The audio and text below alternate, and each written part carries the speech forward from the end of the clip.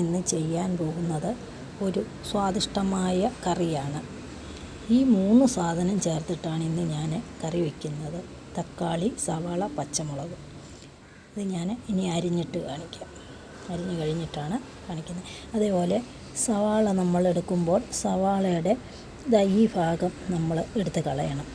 ഇത് എന്തോ രോഗങ്ങളൊക്കെ ഉണ്ടാകുമെന്നാണ് പറയുന്നത്. ഞാനിത് ഇങ്ങനെ എടുത്ത് കളയും. ചിലരത് അരിയുന്ന സമയത്ത് എടുത്ത് കളയും. ഇത് രണ്ടായിട്ട് മുറിച്ചിട്ട് ഇതിന് അരിയുന്ന സമയത്ത് എടുത്ത് കളയും. എന്തായിരുന്നാലും അത് എടുത്ത് കളയണം. ഇതാണ്ട് ഞാനെല്ലാം അരിഞ്ഞ് വെച്ചു. ഇത് 3 സവാളയും പച്ചമുളകും, ചെറുതായതുകൊണ്ട് 6 തക്കാളിയും ഉണ്ട്. തക്കാളി പുളിയൊന്നും വരത്തില്ല. ഇപ്പോഴത്തെ തക്കാളിക്ക് പുളിയൊന്നും ഇല്ലാത്തതാണ്. അതുകൊണ്ട് ഇത്രയും സാധനം ഞാൻ എടുത്തിട്ടുണ്ട്. ഇതിനൊന്നും പ്രത്യേകിച്ച് ഒരളവുമില്ല. എല്ലാം അവരവരുടെ ആവശ്യത്തിന് എടുക്കുക എന്നുള്ളതേ ഉള്ളൂ. പച്ചമുളക് അധികം എരിവ് വരുന്നതല്ല. കാര്യം അത് മൂത്ത പച്ചമുളകല്ല, വിളഞ്ഞതല്ല. അതുകൊണ്ട് അരിഞ്ഞതെല്ലാം കൂടി ഒരു പാത്രത്തിലിട്ട് ഞാൻ ചട്ടിയിലാണ് വയ്ക്കുന്നത്.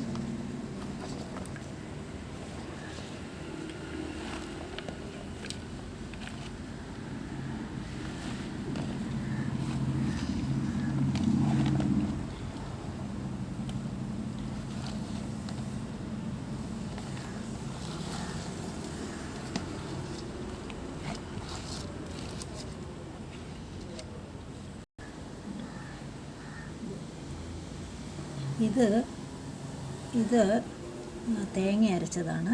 തേങ്ങ അരച്ചെന്ന് പറഞ്ഞാൽ ഇത് നമുക്ക് തേങ്ങയാണെങ്കിലും എത്ര ആവശ്യത്തിന് എടുക്കുക.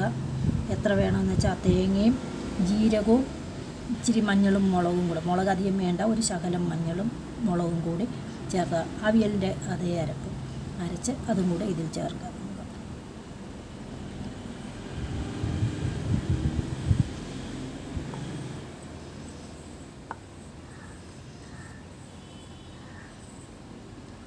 ഇനി ആവശ്യത്തിന് വെള്ളം ചേർക്കുക.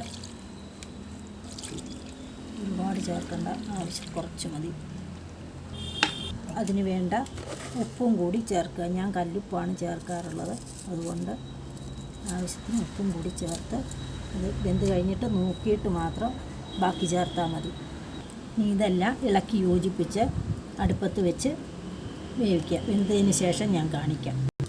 നമ്മുടെ തക്കാളി നാടൻ അവിയൽ വെന്തു. ഞാൻ ഒഴിച്ച വെള്ളമൊക്കെ അതിന് കറക്റ്റായിരുന്നു. ഇനി ഞാൻ അതിനൊന്ന് ഉപ്പുണ്ടോ എന്ന് നോക്കട്ടെ. ഉപ്പൊക്കെ കറക്റ്റാണ്. നല്ല അവിയലാണ്. ഇതിന് ചെയ്യേണ്ടതിന് ഇപ്പം 2 തണ്ട് കരിവേപ്പിലയും ഇടണം.